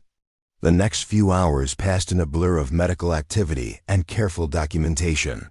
Dr. Harper's staff worked with impressive efficiency to stabilize Thomas and Mary, while Rebecca and Catherine were examined for signs of poisoning that might not yet have manifested symptoms. The medical center proved to be remarkably well equipped, with facilities that rivaled Eastern hospitals and supplies that had clearly been imported at considerable expense. What followed was a carefully orchestrated presentation of evidence that lasted well into the evening. Federal investigators had indeed arrived in Deadwood as scheduled, and their leader, Agent Marcus Thompson, proved to be exactly what the situation required. An honest federal official with the authority and determination to pursue justice regardless of who might be implicated in the conspiracy. Agent Thompson was a man in his 50s with steel-gray hair, and the kind of methodical approach that came from years of investigating complex criminal enterprises. He listened to their account with intense focus, occasionally asking pointed questions that demonstrated both his intelligence and his commitment to building an airtight case against the conspirators.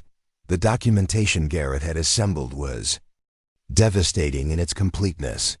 Medical records showing death patterns that correlated precisely with mining operations, creating statistical evidence that was impossible to dismiss as coincidence.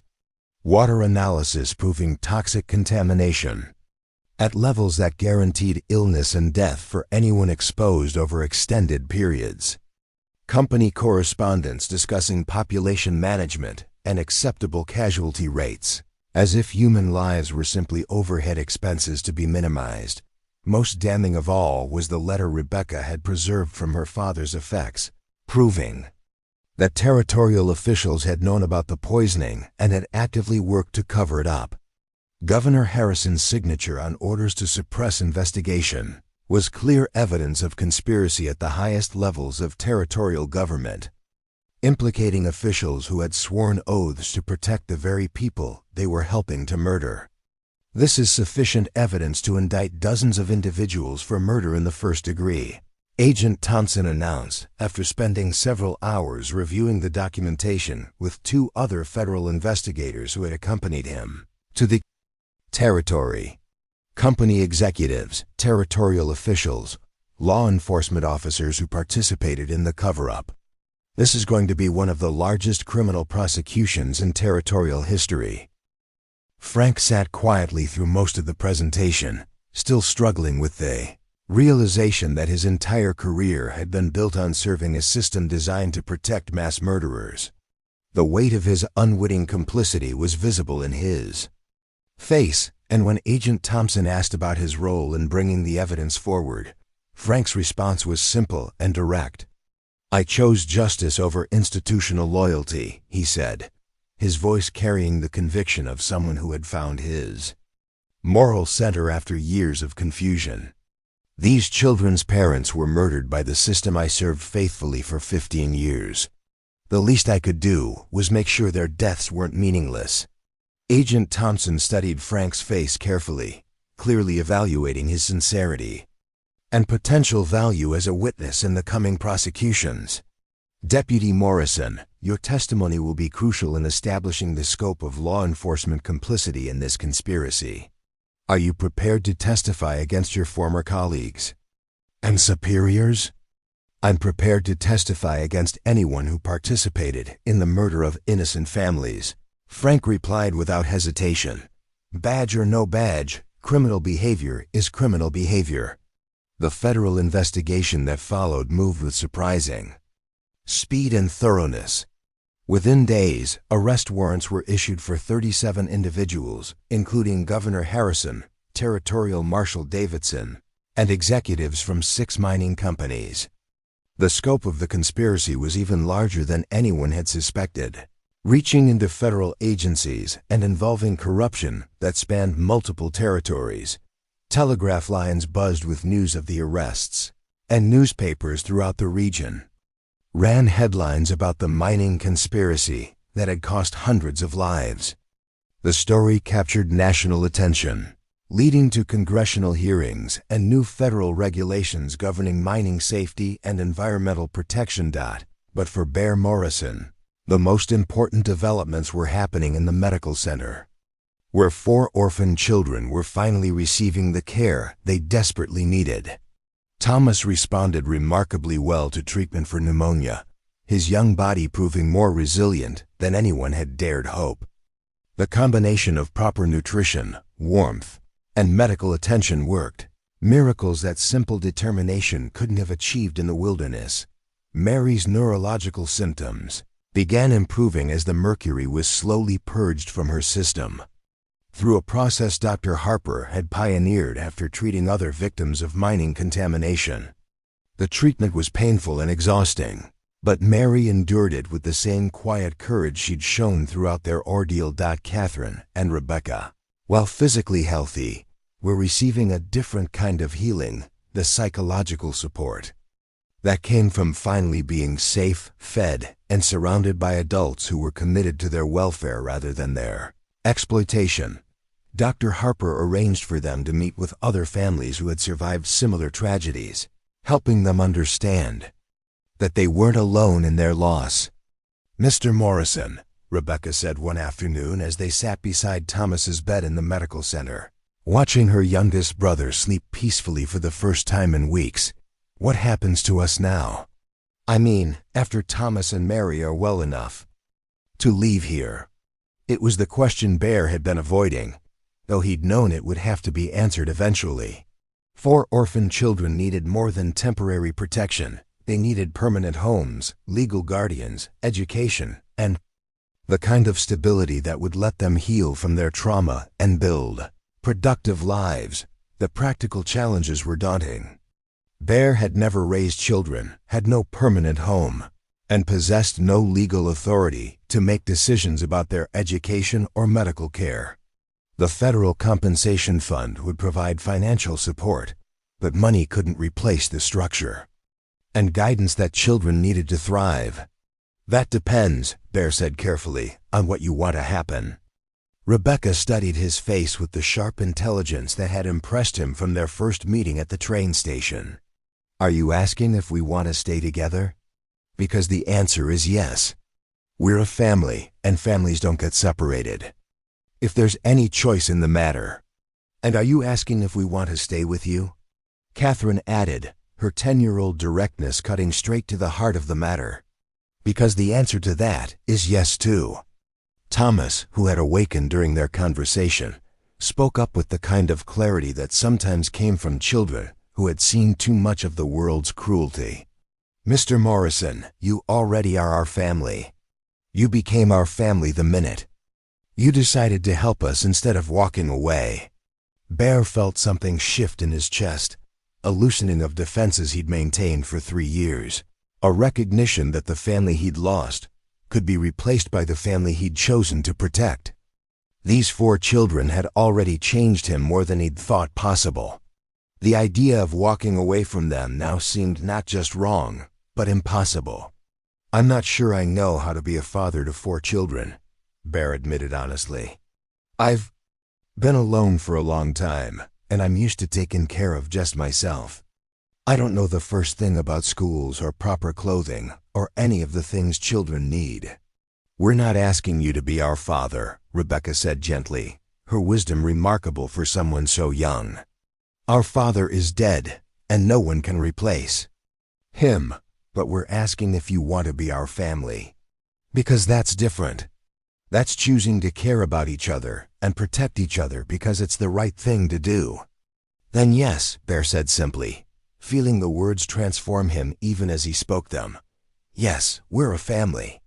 And families stay together." The legal arrangements that formalized Bear's guardianship of the 4 Sullivan children were surprisingly straightforward, aided by federal authorities who recognized his role in exposing the mining conspiracy. Agent Thompson personally ensured that all necessary paperwork was expedited. Understanding that the children's welfare was connected to the larger cause of justice they'd all fought for, Frank's decision to remain in Deadwood surprised everyone, including himself. His career in territorial law enforcement was over. No one would trust a deputy who had testified against his own department. But Dr. Harper had offered him a position as head of security for the medical center. The job would let him use his law enforcement skills to protect people rather than corporate interests, while staying close to his brother and the extended family they'd created together. "Besides," Frank said when Bear questioned his choice, "someone needs to make sure you don't get into any more trouble while raising 4 children in a frontier town." 6 months later, Bear stood on the porch of the house he'd built on the outskirts of Deadwood, watching Thomas and Catherine play in the yard while Rebecca helped Mary with the reading lessons that were part of her recovery from mercury poisoning. The house was modest but solid, constructed with his own hands and designed with input from all 4 children about what would make them feel safe and at home. The federal trials had concluded with convictions for all the major conspirators, and new safety regulations had been implemented throughout the mining territories. More importantly, the compensation fund established for victims of the poisoning had provided enough money to ensure that the 4 Sullivan children would have opportunities their parents could never have imagined. Rebecca was enrolled in the Territorial Teachers College, planning to become an educator who could help other families navigate the challenges of frontier life. Her experiences had given her a perspective that would make her an extraordinary teacher, someone who understood both learning and survival. Mary had shown remarkable aptitude for mathematics and science, interests that Dr. Harper was encouraging through private tutoring.